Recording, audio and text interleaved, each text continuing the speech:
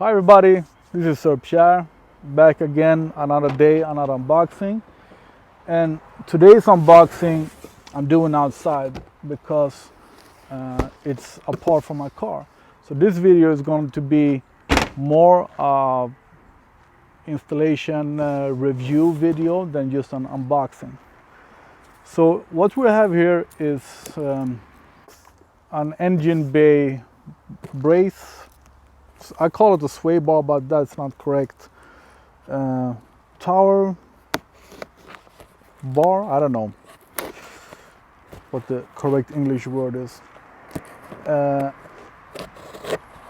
As you all know, you put it in your engine bay to get less flex in the body and more direct steering. And the main reason is that when you corner your car, you want your wheels down to the ground as much as possible. So this one helps. Tower bar, is that the correct word? Either way, this helps you to have the wheels down in the ground. The special thing here is that this bar, manual in Japanese,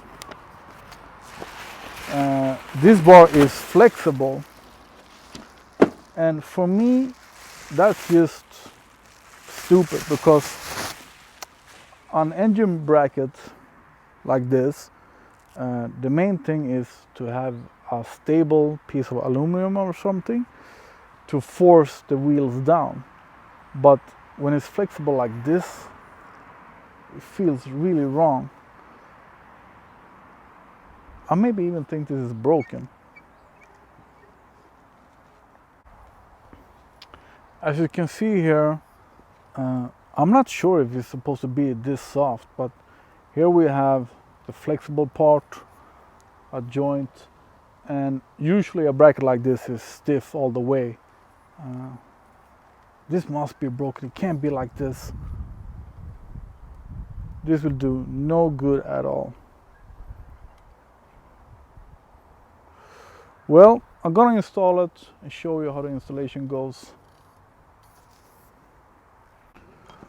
Alright, so I did some checking. There are only 2 videos uploaded on YouTube.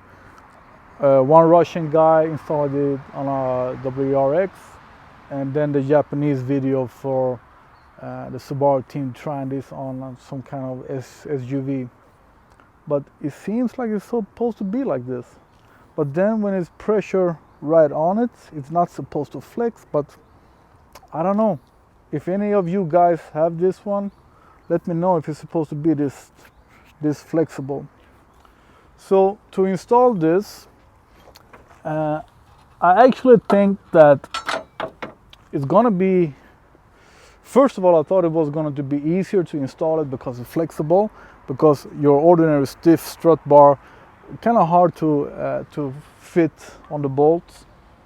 But then again, since it's so flexible, I think it's going to be harder to install. But I'm counting on like 20 minutes. And from what I can understand, you need a 12mm socket, 12 size, and a hex key 5mm. So that should be it. So let's go. And yeah, one more thing.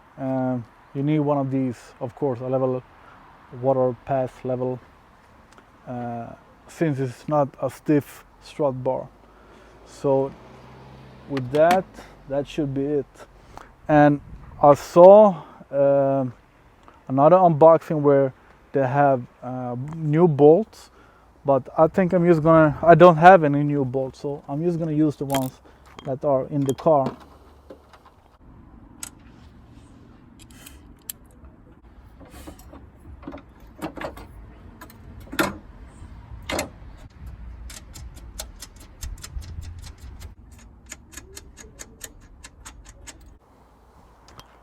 I have a small issue that my socket isn't long enough, but I get it to work anyway. But I should have longer sockets. Plus the bolts sits very hard. But once they're off, they're off. Like 2 minutes later, the strut bar is on. I haven't tightened the bolts yet. I just wanted to see that it's bolt on. It was no problem at all getting it on, and it's truly bolt on because you don't replace anything, you don't remove anything. So just put it on, use the old bolts, and you're good to go.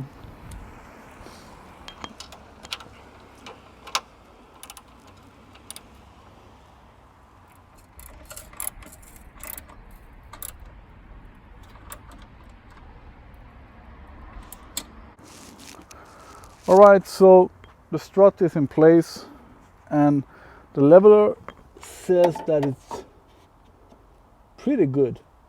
I could maybe adjust it just a little bit, but I don't know if the car is perfectly level. So I'm gonna go with that. I'm satisfied with that. But it still flexes. Sorry, that's not chain. So it still flexes. I'm gonna go for drive and see if I notice anything. So far, I think this is a $400 scam. But since it's a Subaru STE part, and Subaru themselves have been using this for like, I don't know, 7-8 years in both Le Mans and rally and everything. But since nobody else does this except from Subaru STI, then I don't know. I don't know.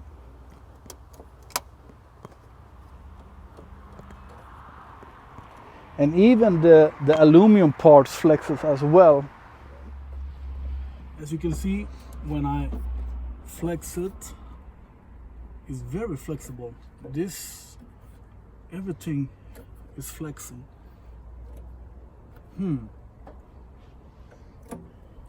Well, I can only go for test drive and see, but this side doesn't flex as much as that side. Or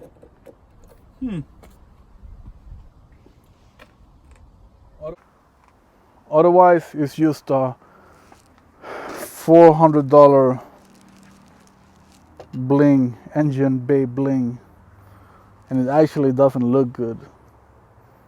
It's kind of boring. So let's go for a drive. I think that the end is a little bit more tail happy, and that could be the result of a more stiffer front. I don't know, is no wow effect? Absolutely not. So it's kind of hard to tell. My plan was to do a video before the installation and after, but I can't show you anything, and I've driven this car a lot, so I know the car. And the thing is, I have had absolutely nothing to complain about before. The chassis, I love the chassis on these cars. Plus I have a bunch of replacement parts, coilovers, a bunch of things in the chassis, etc, etc. So this car is a lot stiffer than your standard one. So maybe the STI bracket would do more on a standard car than on my a lot stiffer rocket bunny car. But I don't know. I absolutely think that if I should buy a strut bar, that I should buy a stiff one. But I don't know. This got me curious.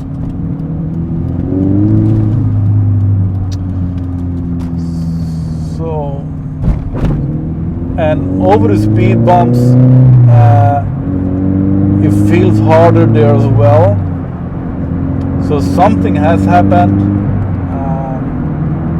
I just don't know what.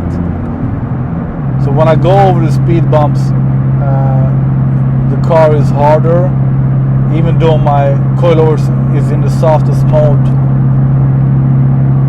And the thing with this strut bar is that when you drive on an ordinary road or on a rough road, which I never do, you should be able to have a comfortable ride anyway.